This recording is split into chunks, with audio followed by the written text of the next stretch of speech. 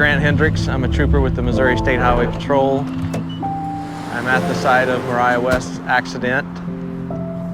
Mariah's vehicle traveled across this median and ended in striking the bridge that you can see behind me. When I got to the scene, her face was disfigured from sliding down the roadway. It's funny, the first thing I noticed about her was her shoes. Lying in the roadway in a large pool of blood, I noticed her shoes and I thought, this is a young girl. That's the first thing I thought when I saw this. And at that point is when I noticed her cap and gown was still in her car. She was going to graduate the next day. It was just a really horrific scene, all because of a senseless text message.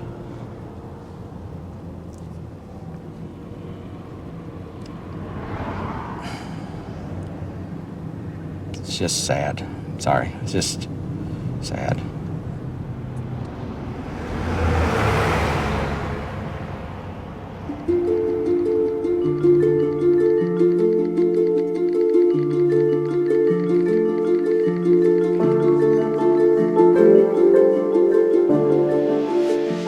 Ashley would text hundreds of messages every day. That was the way we kept in touch.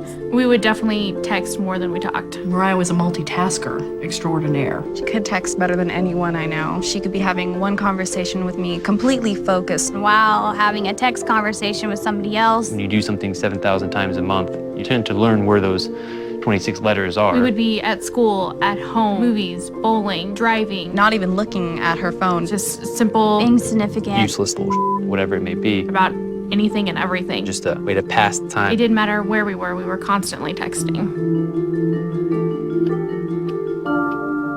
This is my sister. She was looking at my message that I had just sent her. When she looked up, she had clipped the median on the left-hand side of the road. Her truck flipped, and as it was flipping, she was actually ejected through the driver's side door, and she landed in the ditch about 300 feet from her truck. People will tell you over and over again, it's not your fault. But knowing that you were the person that she was talking to when she was killed. Just knowing, having a highway patrol officer write in a report that a text message sent at 12:05 is the reason that she is dead is not something that will ever go away. If I could talk to her one last time, I would just say I'm sorry.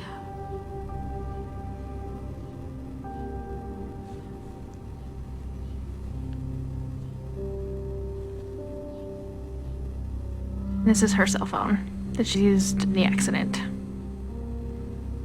4 little letters. That's what killed her.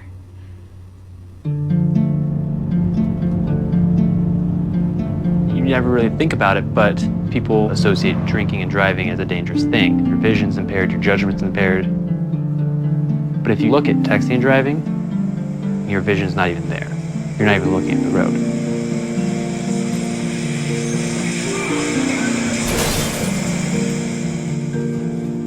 If someone would ask me to drive down the road and close your eyes for 5 seconds or 6 seconds, I would never even attempt that. But then if someone asks, read this text message and respond to that in about the same length of time, well, that would be no problem. I'd done that numerous times in the past before this accident. I was on my way home. I had my girlfriend in the car, and I'm just reading a text message, responding. I was looking up every couple seconds or so, like I always did. And I just hear a loud scream next to me, and the next second I look up and I see a bicyclist crashing the windshield.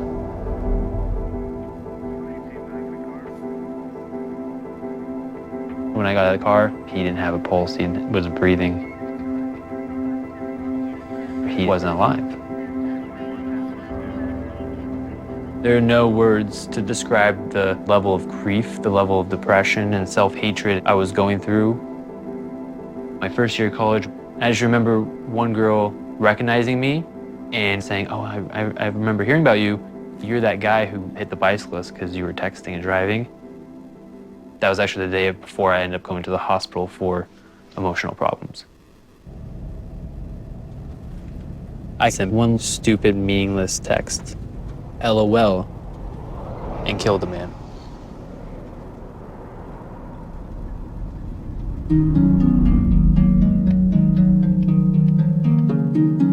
People don't realize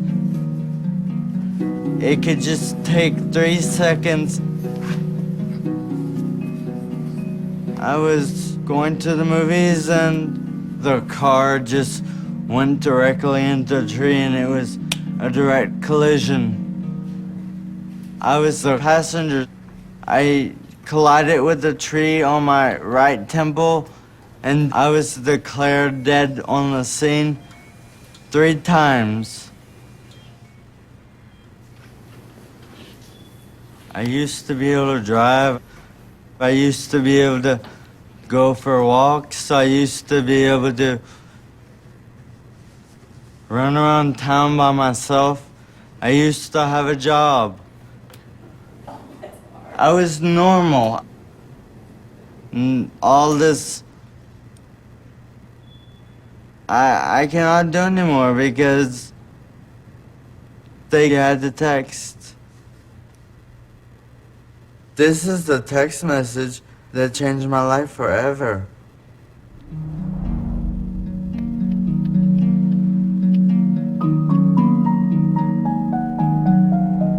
The day before her graduation, my daughter drove to go meet a boy, and she never made it.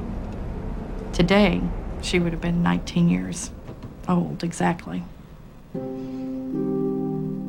Mariah never wanted a minute to go by that she wasn't doing something. She wanted to do everything all at one time with friends and family and just having a good time. That's what she loved. Friends would tell me from school that, you know, the best part of the day at school was Mariah coming down the hall because she'd stop to give everyone a hug.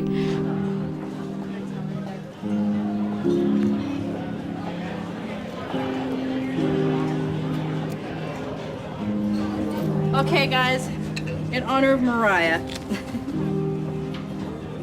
Happy birthday to you.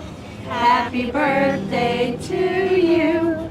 Happy birthday, dear Mariah. She met a guy who played baseball, and one evening she just spontaneously got in her car and said, "Hey, I'm gonna come watch his game." He was texting her to tell her directions of where she needed to go. And I guess she just looked away for too long. Where are you at, you know? Like that was it. One of her friends had no idea that she had been in an accident, so he kept texting. We ended up having to send him a text back to say, please stop. She's in critical condition in the hospital, and we don't know if she'll even make it. She always worked her magic, you know, and still to this day, without her being here, she's so much still a part of our lives every day. She was our sunshine. She really was.